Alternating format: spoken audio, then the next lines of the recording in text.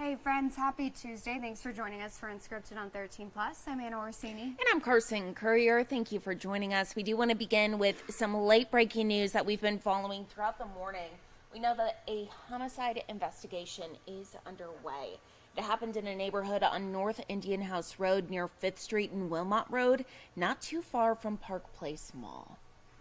Now this morning, we haven't been told much on what exactly happened here overnight. There have been some unconfirmed reports on social media, but we do know that just before 2 a.m., police responded to a report of shots fired. A woman was pronounced dead at the scene. Now, TPD did confirm that this is a homicide investigation. Obviously, we're working to learn more about what exactly happened out there. We do have a story up on our website, and we'll keep you updated as soon as we learn more from police throughout the day.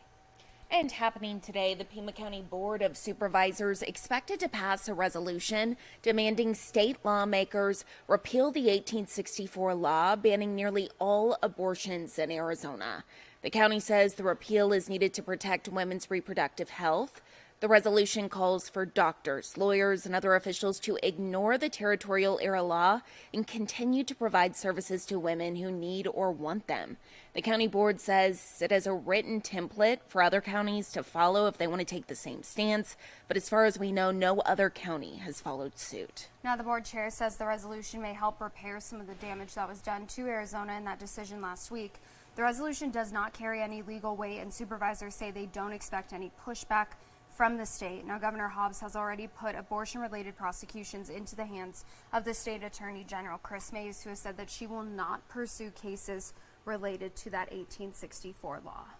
And meanwhile, we want to turn now to some national news. We know in New York City this morning, jury selection is continuing in former President Donald Trump's first criminal trial. The quest to find a jury of 12 people and 6 alternates got off to a slow start yesterday. More than half of the 96 potential jurors summoned to the Manhattan courtroom said they couldn't be fair and impartial when it comes to Trump. Now, we know that this trial could last 6 to 8 weeks. He has pled not guilty to 34 counts of falsifying business records related to a hush money payment to a porn star during the closing days of the 2019 presidential election. So, of course, something that a lot of people have been talking about. Again, the first criminal case against the former president. We'll let you know what comes out of this today. And here at home, some big cases that we're following this morning.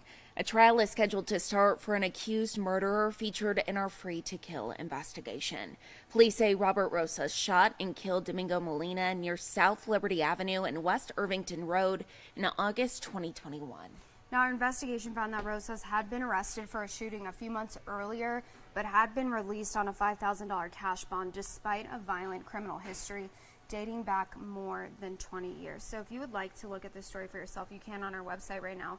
It's under the Free to Kill section, and it says some violent felons were released. Part of the title, but Robert Rosas is mentioned in this article, and part of just an ongoing series that Valerie Cavazos has been doing. So you can check this out before this heads to trial today. And turning now to a live look inside the courtroom as the murder trial of Santa Cruz County rancher George Kelly picks back up. We know Kelly is charged in the shooting death of a Mexican national on his property in January of last year. On Friday, prosecutors showed jurors an interrogation video of Kelly. Now, while the defense said his earlier admission to deputies that he shot someone was a miscommunication that should have been cleared up. Now, if you remember last week when we were talking about this trial, the judge said that regardless, this will go to closing arguments and jury deliberations on Thursday. That has now kind of been revoked. The judge has told jurors that the trial is expected to last longer than anticipated. Going into next week, we know that the prosecution is planning to rest sometime soon, but again, still seeing testimony from witnesses. So very long trial, and one that I think a lot of people have their eyes on right now. And so we want to actually listen and hear, give you guys kind of a moment to see what's happening inside the courtroom in real time. So we're going to put the volume up. Now, with the actual warrant to be signed by the judge to allow you to do the search, usually the affidavit is accompanied by it so the judge can read your probable cause basis, correct? Yes, ma'am.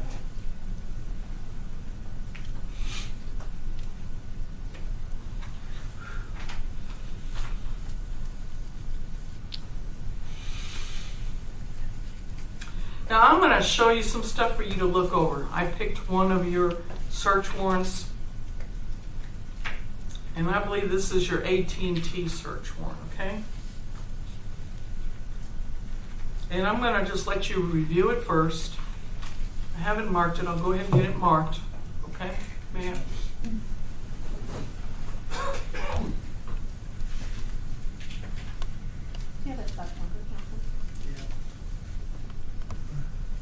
I'm going to show it to the state first.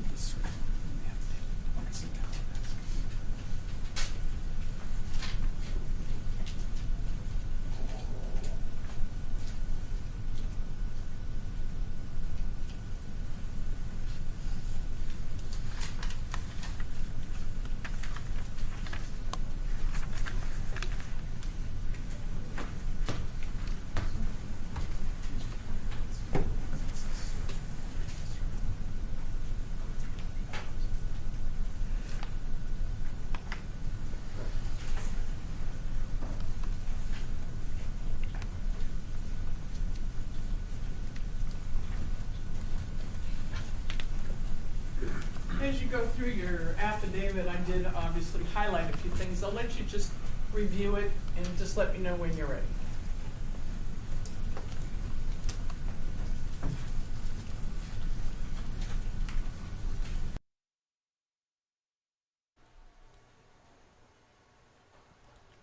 So again, listening in there on the George Kelly trial, heading into its 4th week now. That's something that we're going to continue to keep an eye on for you, let you know any developments that come out of this case. Now, a big thing we've been talking about for quite some time, of course, has been that fire that happened in Bisbee, shut down Main Street, that happened in February, and the cause of that fire. And we now know today that there will be more information released by Bisbee's mayor, giving some more definitive answers about what exactly happened and what was behind that devastating fire that forced Main Street to shut down. Now, this comes as investigators say that they're closing in on an exact cause of the fire just 2 months after that fire started. They've been sorting through debris and examining electrical equipment in the back of the building that held Bisbee oil and vinegar and the Many Fine Things Gallery. Now, while the building is now stabilized enough for experts to go in, investigators from 2 fire departments, 3 insurance companies, ATF, and even forensic electrical engineers from Tucson are still working to pinpoint where exactly that fire started. The fire started on the night of Valentine's Day. It destroyed much of the building, and it actually closed a section of Main Street for more than a month. So it's something we'll be keeping a close eye on for you today. I'm going to let you know, hopefully getting some more answers about what exactly happened and what caused that fire that we know had such devastating effects on a community and the historic buildings there. So we'll keep you updated throughout the day. And taking a live look outside, getting ready for those warmer temperatures. All of a sudden, it's like our weather did a 180. It was cool, it was calm, and then still staying relatively calm. Too. Yeah. But a lot of people kind of having to keep the heat in mind once again, and going back to the hydrating, sunscreen, all the different things that we didn't have to worry about earlier in the spring. So we want to go ahead and bring in 13 First Alert meteorologist Mallory Schnell. Currently, it's not bad. Yes. Today will be nice. Okay. It's going to be the coolest day of the next 7. Cool. And we're still talking 80s. So, I mean, if that gives you some perspective, we had 70s yesterday. So lovely. It was awesome. But typically here in Tucson, we see our last spring 70s in April, and then we don't see them again until October. Yay! So we live in the desert, right? We signed up for this, but we have highs warming into the 80s and 90s through that 7 day. Right now, very comfortable. So if you have any plans at this 9 o'clock, approaching 10 o'clock hour, temperatures are still in the upper 50s, low 60s. Marana starting to heat things up in the upper 60s. That air is quite dry. We have nothing but sunshine, so that's going to allow us to heat into the upper 70s in San Manuel, low to mid 80s for Tucson, Nogales, and Green Valley this afternoon. And today's forecast for Cochise County, of course, warmer than yesterday for most. 73 in Bisbee, mid to upper 70s for Wilcox, Sierra Vista, and Douglas there. Now here's your forecast highs for the next 5 days. This is when we start to see it. So today, right near climate normal, which is 83 for this time of year. Tomorrow, we're back above normal, up in the upper 80s. We have low to mid 90s Thursday and Friday, and we're kind of hang out in that range, upper 80s, low to mid 90s this weekend through early next week. And not a big surprise this time of year, we start to dry things out. out, so no rain anytime soon in our little corner of the country across much of New Mexico, Arizona, Nevada, and California. But as I mentioned, April, May, and June, that's when we really start to dry things out, heat things up. Things can get a little gusty, a little dusty. We start to see some fire danger, especially May into June, so we'll have to watch that closely. And then, as you can tell, July, August, September, of course, with monsoon, our wettest stretch of the year on average. So your first alert 7-day forecast here. Lots of sun today, seasonally warm temperatures, 84 degrees. We're back in the upper 80s tomorrow, low to mid 90s. And you can see, as I mentioned, that trend continues into next week and likely beyond. Overnight lows still in the 50s and low 60s though, so we should have, those more pleasant evenings and mornings, just things starting to heat up a little bit out there. And I think it just feels like more drastic because we were so cool. Exactly. It wasn't this gradual build. It was like, hey, we were in the 50s a couple weeks ago. Here's some 90s. Exactly. 94 next Monday. And you told me that was being Conservative. Yeah. So we could have our first 95, which does typically happen at the end of April. But like I said, it's just been such a slow, cool start that now that we're catching up, it feels a bit much. So. But no triple digits. No triple digits. So we'll take a win where we can get it. Yay. Love to see it. Stay hydrated, friends. Small victories. Thank you, Mallory. Thank you, Mallory. Speaking of hydration, look at this segue. Oh, my goodness. Starbucks releasing a new Stanley Cup just in time for Mother's Day. We love to see it.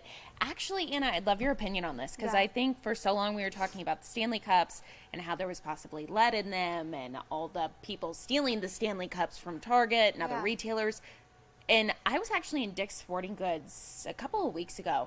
It was full with Stanley Cups. Yeah. I feel like the trend is over. It is slowly fading away. The hype kind of, I mean, I never stopped using mine. No, same.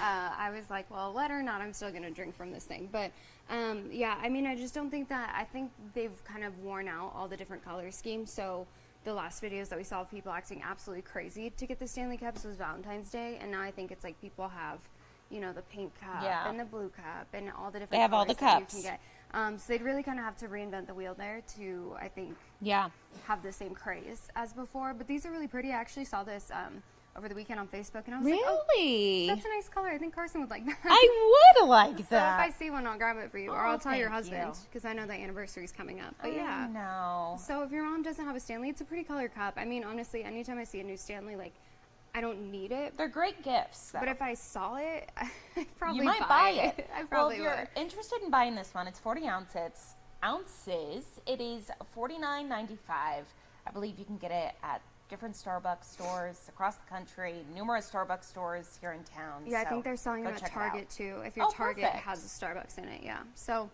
there you go. There you Something go. for mom. Well, something else that is trending this morning. Take a look at this. A Michigan woman's superstitions actually paid off for her big time. So the woman did not want to be identified, but you can see the story here on KOLD.com if you're interested. She went to a tarot card reading and was told that she would win some big money soon, saying that it would come into her life shortly.